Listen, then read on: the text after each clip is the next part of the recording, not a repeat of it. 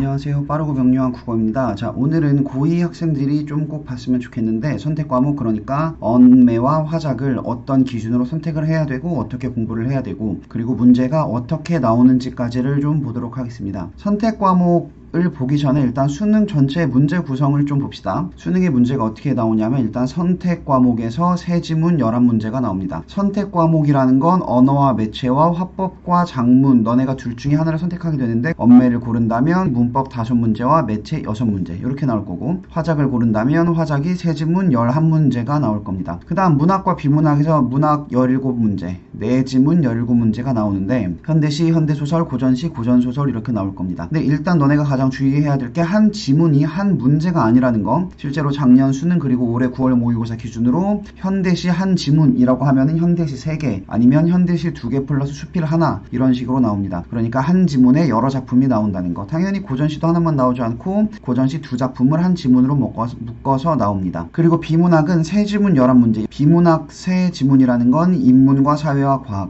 그리고 독서론이라는 게 플러스 한 지문이 나오는데, 독서론은 전혀 어렵지 않은 몸풀기 문제, 우리가 어떻게 책을 읽고 정보를 받아들이는가, 보통 이런 주제들이 나오는데 이렇게 17문제가 총 나옵니다. 일단 선택 과목의 특징을 보면 언매든 화장이든 투자하는 공부 시간이 적습니다. 여기서 적다라는 건 문학이나 비문학에 비해서야. 그리고 실제로 정답률이 가장 높다. 이 정답률이 가장 높다라는 건 내 주관적인 생각이 아니고 실제 수능 모의고사 성적표를 봤을 때 통계적으로 정답률이 가장 높다, 제일 쉽다. 그리고 추천 소요 시간은 여기서 말하는 추천은 한 2, 3등급 기준으로 15분 안에는 끝냈으면 좋겠다. 그리고 문학은 네 지문이 나오는데 개념에 대한 공부가 가장 필요합니다. 이 개념에 대한 공부가 무엇인지는 내 빠명국 다른 강의를 좀 보면 될 것 같아. 예를 들면 시에서 표현 기법이라던가 소설에서 시점이라던가 이런 개념, 그리고 작품에 대한 공부가 충분히 되어야 합니다. 그리고 문학은 보통 한 25분 정도에는 풀었으면 좋겠다. 그리고 비문학, 다른 말로 독서라고도 하는데 점점 어려워지고 정답률이 가장 낮습니다. 이번 주에 봤던 고3 9월 모의고사나 작년 수능을 보면 주제가 어떻게 되고 있냐면 지문의 길이는 점점 짧아지는데 추론하는 문제가 점점 늘어나고 있고 이해하기도 점점 어려워지고 있고 정답률도 가장 낮다. 그래서 가장 많은 시간을 들여야 하고 평소에 공부하는 연습도 가장 많이 해야 한다. 자, 일단 수능이 이렇게 선택 과목 문학, 비문학 이렇게 구성이 되어 있는데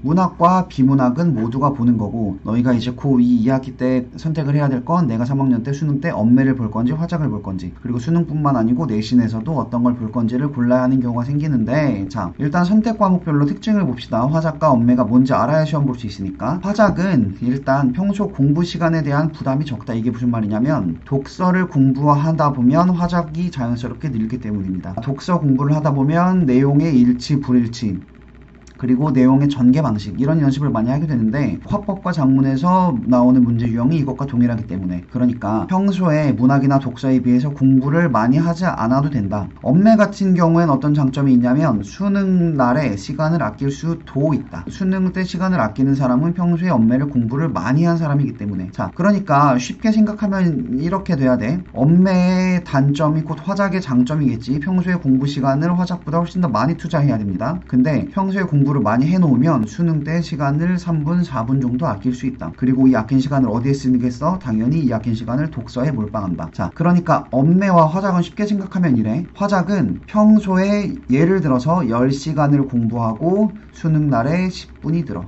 언매는 평소에 30시간을 공부하면 수능 날에 7분 만에 풀 수 있어. 그러니까 언매는 평소에 공부해야 될 부담이 그만큼 큰 거야. 다만 평소에 공부를 잘 해놓는다면 수능 날에 시간을 조금이라도 더 아낄 수 있겠지. 그리고 너네도 언매가 더 어렵다 이런 얘기는 많이 들어봤을 건데 왜 굳이 어려운 언매를 골라야 하냐면 결론적으로 나중에 언매에서 한두 개를 더 틀려도 표준 점수가 화작보다 높기 때문에. 자, 실제로 이번 수능 기준으로 언매에서 한두 문제를 더 틀려도 화작과 같은 표준 점수를 받았습니다. 왜냐하면 언매가 더 어렵잖아. 그래서 뭐 계산하는 식은 뭐 꽤 복잡한데 쉽게 얘기하면 언매 애들이 문학이랑 비문학을 되게 잘했어. 화작 애들이 비문학이랑 문학을 좀 더 못했어. 그럼 어떤 증거가 돼? 언매 애들이 공부를 더 잘하는구나. 근데 언매 애들의 선택 과목의 평균이 화작보다 더 낮아 라고 했을 때 보정을 해줘서 언매 애들의 표준 점수를 더 높여준다. 이걸 다시 생각해보면 어떻게 되냐면 선택 과목을 다 맞춘다고 해봐.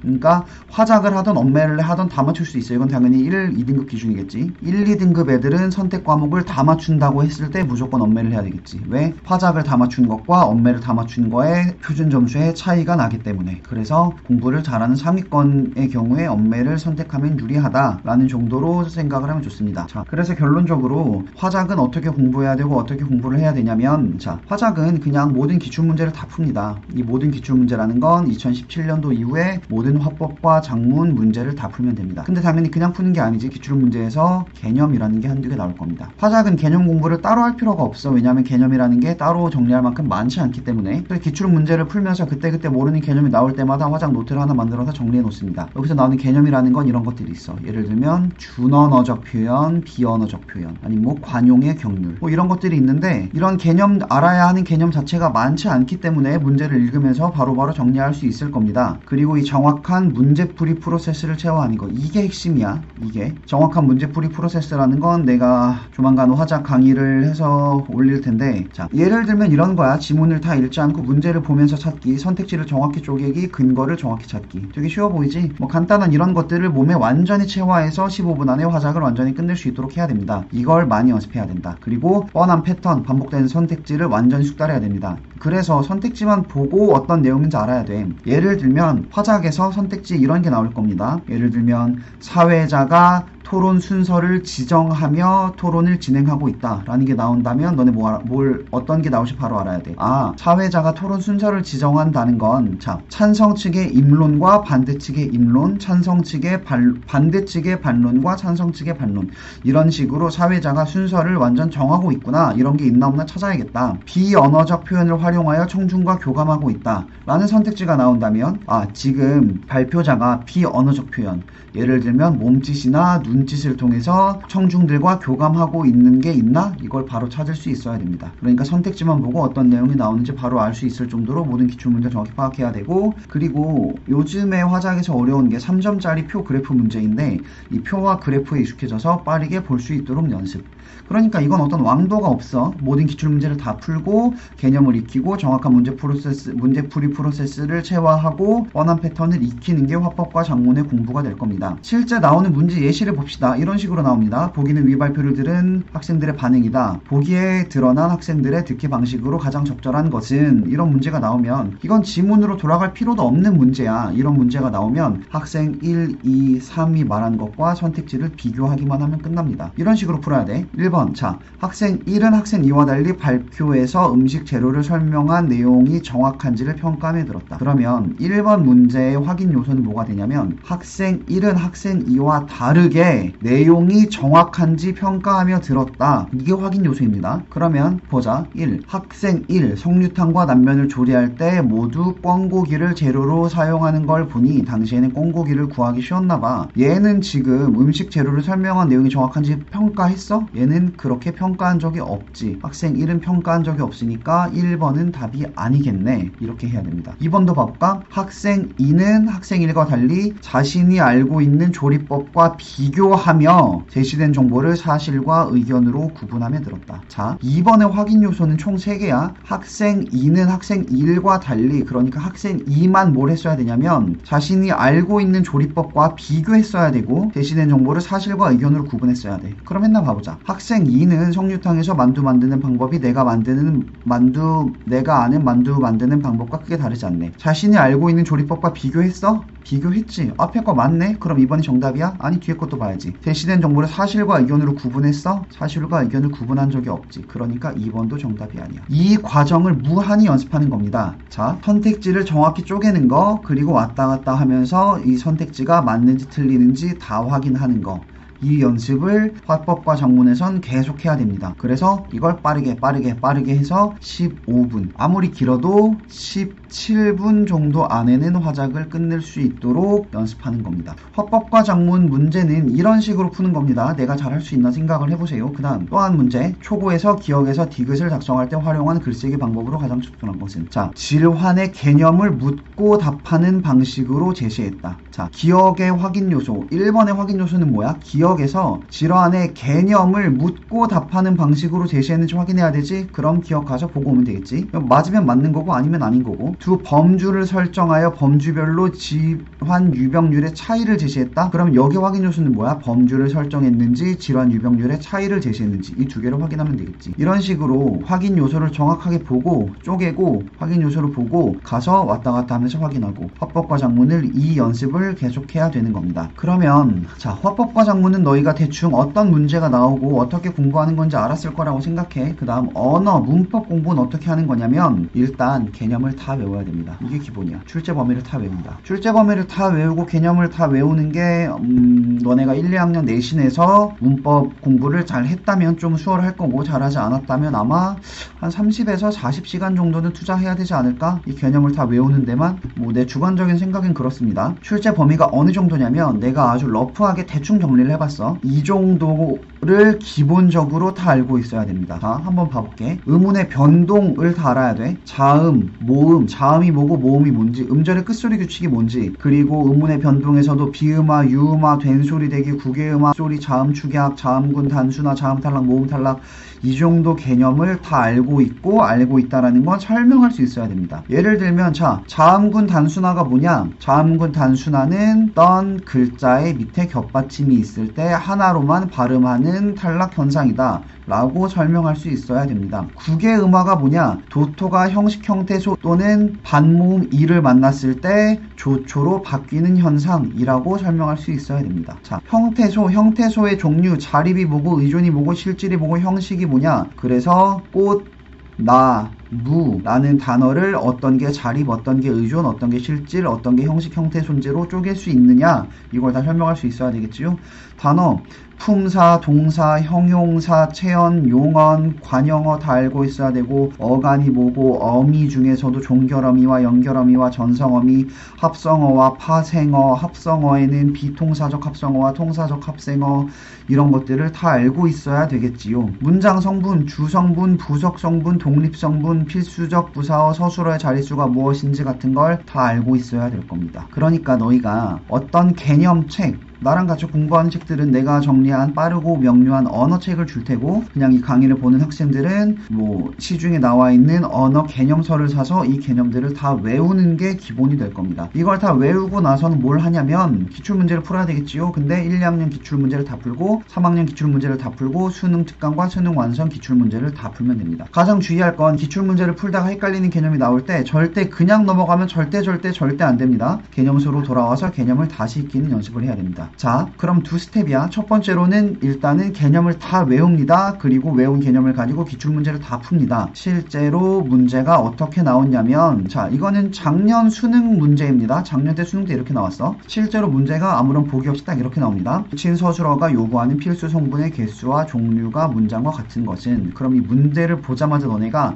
이건 지금 서술어의 자릿수 문제를 물어보는 문제구나 라는 걸 바로 알아야 돼. 이걸 모른다면 애초에 수능을 볼 준비가 안 된 겁니다. 이곳의 지형은 외적의 침입을 막기에 유리하다. 그러면 여기에서 서술어의 자릿수, 이 유리하다라는 건 몇 개의 문장 성분이 필요한지를 알아야 돼. 이 문제가 어려웠던 건 뭐냐면 서술어의 자릿수를 물어보는 척 하지만 사실 플러스 여기에다가 이 보기만 봤을 때 아는 문장과 안긴 문장의 개념까지 알고 있어야 되기 때문에 그럽니다. 뭐 문제풀이를 다 하진 않을 건데, 예를 들면 이곳의 지형은 외적의 침입을 막기에 유리하다. 그럼 너네 이거 몇 자리라고 생각할까? 주어가 필요하고, 예를 들면 외적의 침입을, 그러면 이거는 관형어도 필요하고 침입을 막기에, 근데 관형어는 필수 성분이 아니니까 필요가 없고, 침입을 막기에, 침입을과 막기에, 주어, 침입을 막기에, 이렇게 세 개가 필요하구나, 세 개가 필요한 거구나 라고 생각할 거야. 근데 이건 침입을 막기에, 이건 하나의 안긴 문장으로 봐야 합니다. 자, 어때? 이 문제만 봐도 너네가 지금 서술어의 자릿수와 아는 문장, 안긴 문장의 개념 필수적으로 암기하고 있어야 되겠지요. 그 다음 서술어는 몇 개의 문장 성분이 필요하고, 이건 몇 개 필요하고 몇 개 필요하고 다 분석할 수 있는 다음에 확인할 수 있어야 되겠지. 자, 그 다음 너네가 언어에서 개념 공부를 다 하고 이렇게 문제풀이도 다 했다면 이제 기본적으로 문법 5문제, 언매에서 문법 5문제와 매체 6문제가 나온다고 했을 때 이 문법 5문제를 풀 준비가 된 거겠지요. 그 다음 매체 6문제는 어떻게 공부해야 되냐면 화작이랑 똑같습니다.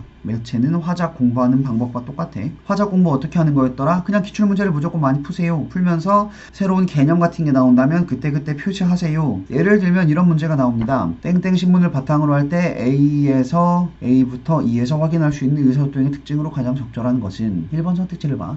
A에서 화면에 필요한 정보를 찾아 사용할 수 있는 것으로 보아 수용자가 대량의 정보를 요약하여 비선형적으로 표현할 수 있음을 알 수 있다. 너네가 1번 선택지에서 모르는 게 뭐 있어? 비선형적 표현이라는 게 뭔지 모르지. 그럼 이걸 공부하고 넘어갑니다. 자, 2번 선택지 B에서 C 공간의 제약 없이 정보를 생산하는 것으로 보아 생산자가 등록한 정보를 수용자가 변형하여 배포할 수 있음을 알 수 있다. 이것도 어때? 화작 공부하듯이 B에서 C 공간의 제약 없이 정보를 생산하고 있는지 확인. 생산자가 등록한 정보를 수용자가 변형하여 배포할 수 있는지 확인. 왔다 갔다 하면서 확인하면 되는 거겠지? 그래서 이것도 언어와 매체도 어떻게 공부하면 되냐면 새로운 개념 이런 것들이 나온다면 다 익히기, 그리고 정확한 문제 프로세스 익히기, 기출문제 돌리기. 매체는 이렇게 공부하면 됩니다. 자, 그래서 지금까지 언어와 매체와 화법과 작문 선택 과목을 어떻게 공부하고 어떻게 문제가 나오는지 유형을 대충 봤는데, 그럼 너네가 이제 고민해야 될 건 내가 언매를 해도 되나 라는 생각이 들 거야. 자, 왜냐하면 언매는 따로 공부하는 시간이 더 많이 들기 때문에. 애매한데? 라고 할 때 내가 기준을 딱 정해줄게. 이번 겨울방학 고2 기준으로 이번 겨울방학 때 일주일에 문학과 비문학을 스무지문할 자신이 있는 사람이면 내가 이번 겨울방학 때 문학, 비문학, 스무지문을 할 수 있을지 없을지 모르겠으면 이번 여름방학을 생각해봐. 이번 여름방학 때 내가 문학, 비문학을 합쳐서 일주일에 스무지문 정도는 했어. 그럼 겨울방학 때 또 할 수 있겠지. 그런 사람은 언매를 해도 되는 사람이겠지. 이 문학과 비문학, 스무지문을 한다는 게 무슨 말이냐면 그만큼 성실하고 그만큼 공부할 준비가 돼 있다는 자세로 나는 보는 겁니다. 그리고 언매를 한다고 해서 문학, 비문학 공부 시간이 절대 적어지면 안 돼. 문학, 비문학을 일주일에 20지문씩 하고 플러스 언매를 이번 겨울방학 때 공부해야 됩니다. 자, 기준 딱 정해줬어. 이번 겨울방학 때 내가 일주일에 문학, 비문학을 20지문 하고 언매를 공부할 자신이 있어. 그 근거는 뭐냐면 내가 이번 여름방학 때 그렇게 공부를 했어. 그 사람은 언매를 골라도 됩니다. 이번 여름방학 때 내가 문학, 비문학을 합쳐서 10지문도 못한 것 같은데 이번 겨울방학 때도 못할 것 같은데 라고 생각하는 사람은 그냥 이번 겨울방학 때 문학, 비문학을 더 열심히 공부하세요. 그리고 화작을 보세요. 그게 나을 겁니다. 이거 또는 나는 모의고사 목표가 1등급이다. 이 목표가 1등급이라는 거에 근거는 뭐가 돼야 돼? 이번 6월, 9월 모의고사에서 내가 최소한 이 3등급은 나왔어. 그리고 1등급이 맞고 싶어. 그런 사람들도 언매를 공부해야 되겠지. 아니면 이런 사람은 뭐 거의 없을 거라고 보는데 특출나게 문법을 잘하는 사람, 내신 시험 범위 때 문법이 1등급이 나온 사람이라면 언매를 골라도 되겠지. 이 세 개에 다 해당되지 않는 사람이라면 그냥 화작을 하세요. 그리고 이 셋 중에 하나에 해당이 되는 사람이라면 언매를 고르세요. 그리고 언매를 고른 사람이라면 이번 겨울방학 때 언매 개념을 좀 외우세요. 왜냐면 이번 겨울방학 때 한번 외워놔야 내년 여름방학 때 다시 한번 복습을 하고 문제를 풀고 수능을 보겠지. 그러니까 언매를 할 사람들은 이번 겨울방학 때 문학, 비문학, 스무지문을 하고 언매 개념 암기를 해야 할 겁니다. 화작을 할 사람은 이번 겨울방학 때 화작을 간단히 맛만 보고 내년 여름방학 때 본격적으로 공부를 해도 됩니다. 자, 이것까지 봤을 때 너희가 몇 가지 질문이 들 거야. 어떤 질문이 나올 거냐면, 자, 화작할 거면 따로 공부 안 해도 되나요? 라는 생각이 들 겁니다. 나는 목표가 한 3, 4등급인데 화작할 건데 그러면 그냥 문학, 비문학만 해야 되나? 화작할 거면 제발 고 1, 2, 3 화작의 모든 기출 전부 다 하세요. 왜냐면 화작의 성적이 제일 빨리 오릅니다. 그리고 점수 따기가 제일 쉽습니다. 화작에서 3개, 4개 틀리는 사람은 진짜 수능 볼 기본 자세가 안 돼 있는 거야. 화작에서 3개, 4개 틀리는 사람은 화작에서 최소한 하나 이하로 틀릴 때까지 준비를 잘 해놓읍시다. 그래야 문학, 비문학에서 틀려도 3, 4등급 나올 거 아니야. 두 번째, 언매할 거면 문법 꼭 다 외워야 되나요? 그거 보기에 나오는 것 같은데 다 외우지 말고 그냥 조금 알고 간 다음에 보기 보고 비문학 하듯이 하면 안 되나? 야, 이렇게 생각하는 이 질문하는 애들한테 너는 진짜 고마워해야 돼. 왜냐면 얘네들이 깔아주기 때문이야. 야, 이거 안 외울 거면 왜 언매합니까? 언매 고르는 이유가 뭐였어? 언매 고르는 이유 시간 절약하는 거였지. 이거 안 외우고 독서 하듯이 다 왔다 갔다 하면서 읽고 할 거면 화작하지 왜 언매해? 그리고 이거에서 시간 다 쓰면 독서는 어느 세월에 풀 건데, 그러니까 언매할 거면 무조건 다 외우세요. 이걸 듣고 나서 난 고르기 좀 애매한디 화작하지 언매하지 고민되는디. 과거를 보면 미래가 보입니다. 과거는 여름방학, 미래는 겨울방학. 이번 여름방학 때 내가 얼마나 공부했는지 그걸 생각해보고 그걸 근거로 내가 겨울방학 때 얼마나 공부할 수 있을지를 생각해보세요. 이번 여름방학 때 공부를 진짜 안 했는데 이번 겨울방학 때 할 수 있을 것 같아 라고 막연히 생각이 드는 사람이 있다면 미안하지만 못할 겁니다. 이번 여름방학 때 진짜 열심히 한 사람이라면 겨울방학 때도 문학, 비문학, 스무지문을 하시고 문법 공부를 하세요. 그래도 내가 진짜 너무 미련이 남는다. 그러면 문법 공부를 일단 해봐, 겨울방학 때. 그리고 3학년 때 선택을 하세요. 근데 이렇게 되면 어떤 문제가 생깁니까? 내가 문법 공부하느라 버린 몇십 시간은 그냥 날아가겠지요. 그러니까 그래도 미련이 남는다면 차라리 그냥 화작을 해라 라는 얘기였습니다. 지금까지 언매와 화작을 어떤 기준으로 고를지에 대한 얘기를 했는데 도움이 좀 되었으면 좋겠네요. 자, 그래서 언매를 고를 사람이면 이번 겨울방학 때 언매를 열심히 공부하시고 화작을 선택할 사람이면 이번 겨울방학 때 문학, 비문학 공부를 열심히 하도록 합시다. 수고하셨고 다음 시간에 봅시다.